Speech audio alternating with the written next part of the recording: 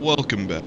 So, today we're talking about the first of the event rewards from the current Enlisted event, the Whirlwind Mark 1. And this is a vehicle that I was actually looking forward to, and the vehicle itself, it's pretty decent.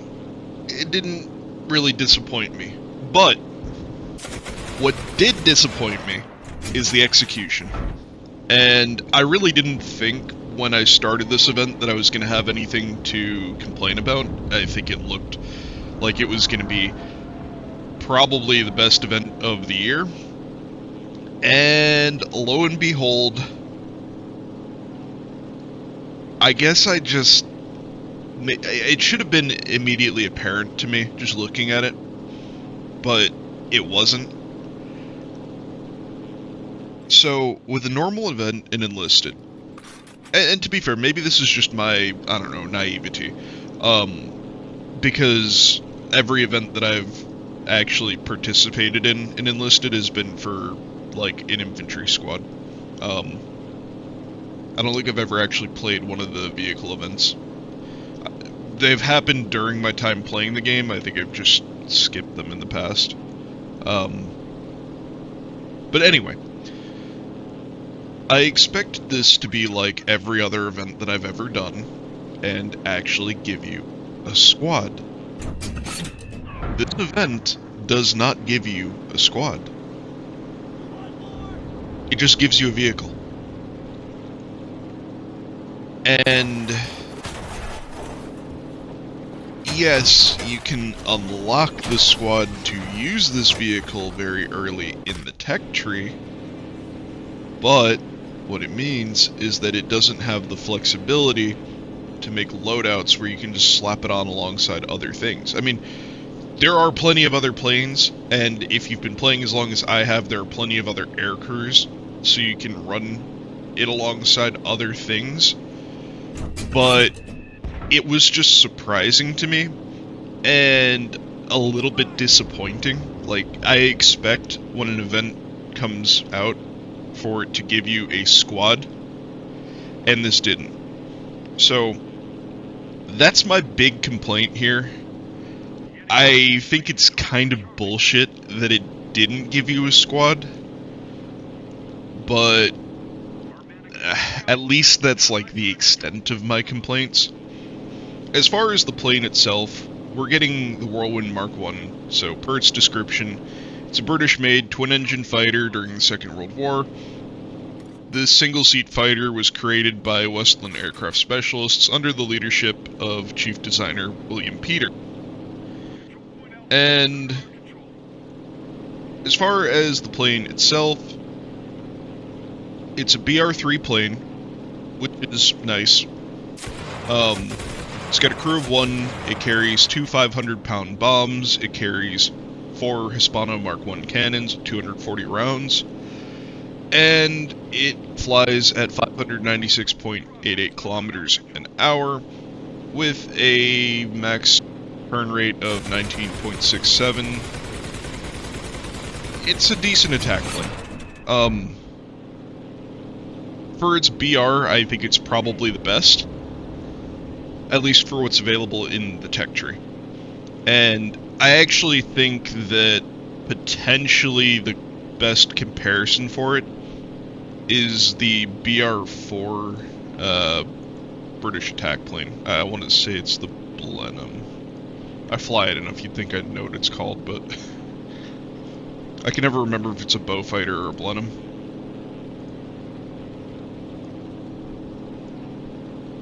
But for its own BR, the AP-3 is probably its closest competitor.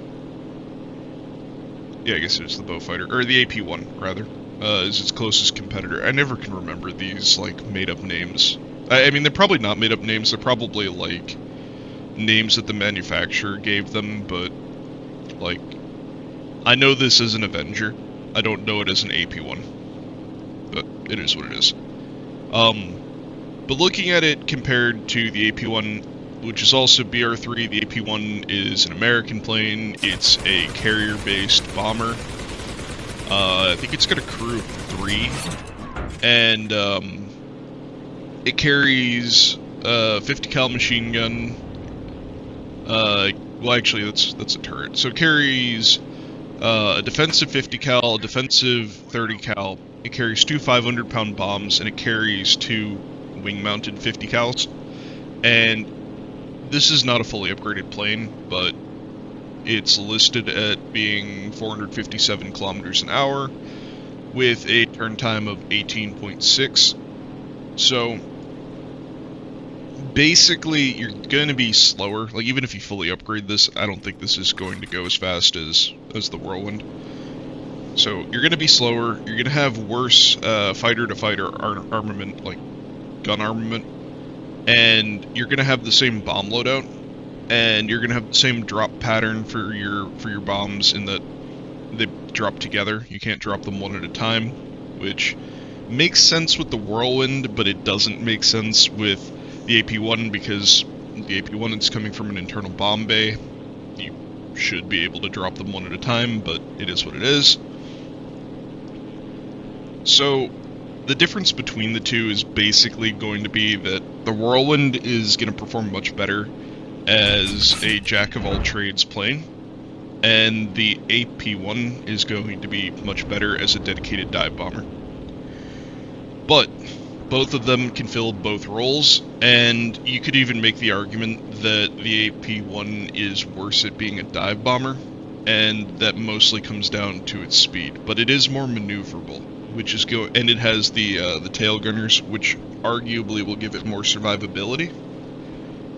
But that may vary based off of, I don't know, user experience and user tactics employed. Now, the reason why I think it's similar to the Beaufighter, on like a superficial level, they are both twin-engine British planes, but when you look at them a little bit deeper, the Beaufighter is actually slower than the Whirlwind, and it actually turns slightly better, but their difference in turn time, it's very close. It's like 18.97 on the Beaufighter, and I think it's like 19.6 or whatever I said before for the Whirlwind. So they're within about a second of each other for turn time. But they also both carry 4 Hispano cannons, although these are Mark IIs, the other ones are Mark Is. This one does carry more ammo. This one goes at 535, which is slower than the other one, going almost 600. But this one also carries 4 RP3s, and I feel like 4 RP3s, give or take, are about the equivalent of 2 500-pound bombs. I think, generally speaking, unless I'm going after vehicles, I'd rather have the rockets. But I do like having the bombs. And I think the bombs are generally better at taking out tanks. The Beaufighter also has a tail gunner, but I wouldn't rely on them for anything ever, and they may as well not be there. Actually, looking at the two of them side by side, it almost makes me wonder why the Beaufighter is even a BR4 plane. Like, it's nice being able to put rockets in 4 different places, but outside of that specifically, I think most of the time I would rather fly the Whirlwind because I'm going to be faster. The less than a second of turn time difference isn't really enough to make me not want to fly the Whirlwind for, like, maneuverability's sake. The Hispano Mark Is, even though you have less ammo, they feel very similar to the Mark IIs.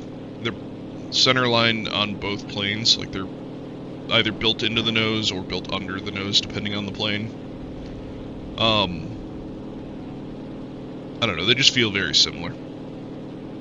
I feel like a lot of the BRs, though, in Enlisted feel very wishy-washy. Like, there's a lot of things that are like BR3 that could be BR2 or BR4, and there's a lot of things that are like BR4 that could be BR3, so it's just a facet of playing Enlisted. I think that there's a lot of weapons that are so similar or lack differences in like a significant way that it feels like you could put them at almost any BR and it wouldn't fundamentally change the game.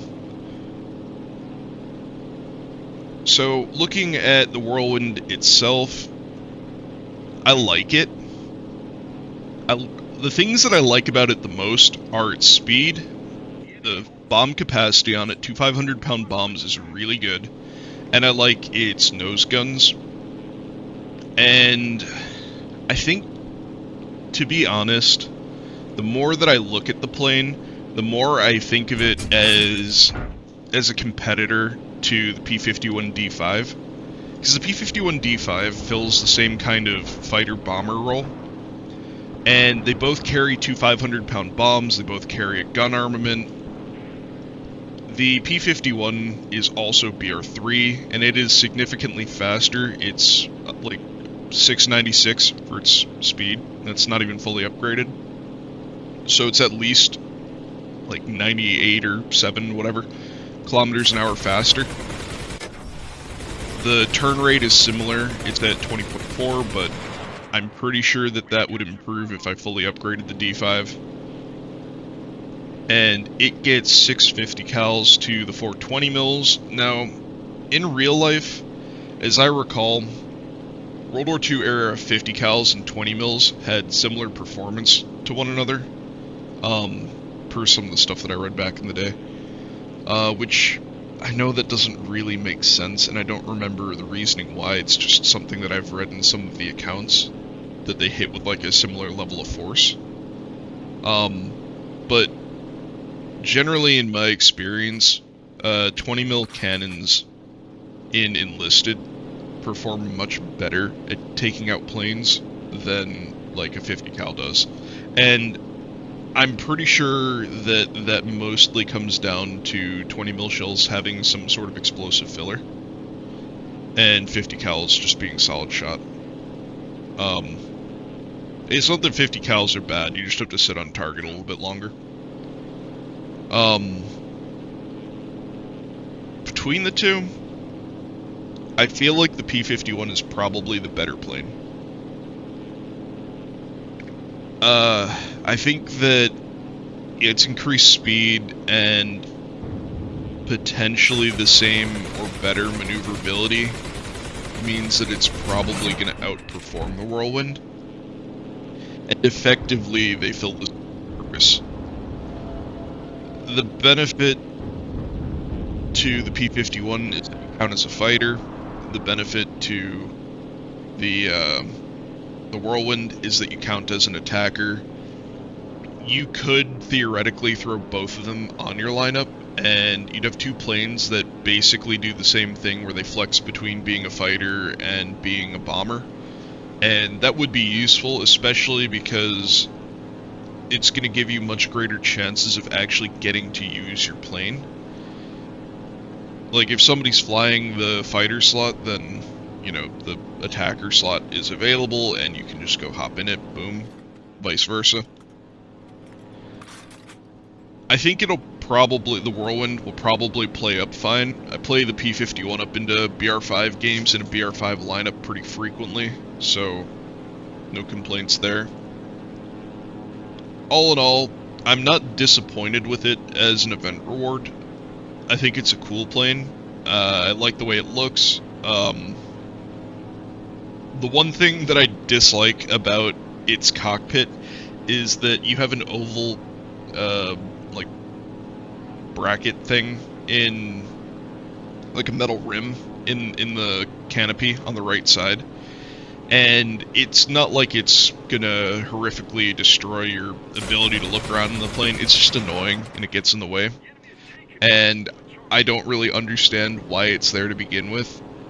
Like, any situation that I can think of where you would need to have a hole in there, like, it's big enough to, like, put your hand through. So, feasibly, any instance where you would want to hand somebody something in the cockpit, you could just slide the canopy open. So, why they have this thing there, I don't understand. I just don't. And I know this isn't the only plane from the Second World War to have something like this, but every time I see it on a plane, I just sit here and I'm just like, why is this here? Just make a single piece canopy, where it's clear to the left, clear to the right, clear above me. That's all I want. Like, don't even get me started on some of the Cold War era Soviet planes where you've got a fucking metal beam going right over your head. So when you're trying to like turn with somebody and you want to look up to see where they are, there's like a 2-inch wide metal beam sitting right over your head, blocking your view on the guy. So you have to like offset it just a little bit to. I swear, the people who design these have never sat in a cockpit ever. Anyway, the plane itself is pretty cool. As an event reward, I'm pretty happy with it. I just wish that it came with a squad. It, what's the name of the squad it goes? It goes on the Marine Attack Squadron 231, which it basically is an ace of spades on a black background with a white circle. So that's the squadron it goes on. It's a BR-1 squadron. Comes with the SOC 1 Seagull, so again, you get it very early on in the tech tree, so it's not that big of a deal. It's just, I don't see why it couldn't get its own, like, British squad. Like, why not put it on an RAF squad? But it is what it is. I'm looking forward to getting the Russian tank, which I'm sure is going to share one of my Russian squads. Hopefully it'll be a squad that doesn't use the IS-2, because I would like to run it alongside the IS-2, but, you know, it is what it is. We'll see when it gets here. At BR-3, I think this is a fine plane. I think it plays up fine. It plays down really well. I think you can make some pretty nice lineups to go along with it. The current lineup that I have, well, I've got a few planes on here to compare it to, so this isn't actually my ideal lineup, but pulling those planes off, it would be like this plane, the Whirlwind. I'd probably keep the FP5 or the P51 on there, one or the other, maybe both. And then on the ground, I have the M4A3 105. I've got the Marine airborne guys. I've got a flamethrower team. I've got an assault team, radio squad, and 2 machine gun teams. One of them are the Colt Monitor boys, and the other one's a Tech Tree machine gun team. Pulling off the extra planes, though, would open up some room, so I'd probably throw either the truck or the event half-track or the Marine amphibious half-track on here. Well, I guess it's a full track, it's an Amtrak, but anyway, you get the idea. I'd throw all that on, and that would probably be my lineup. There are a lot of options that you have, though. You could run more assaulters, or you could run riflemen, or whatever. Your plane doesn't really impact that. I think the most impactful thing to run alongside your plane would be another plane. And having the planes that I have, I would probably fly the FP5 alongside it, just because it's got a different loadout. That way, it counts as a fighter, so you do have, like, loadout diversity. So if somebody's in the attack slot, you can still spawn a plane. But it also has loadout diversity.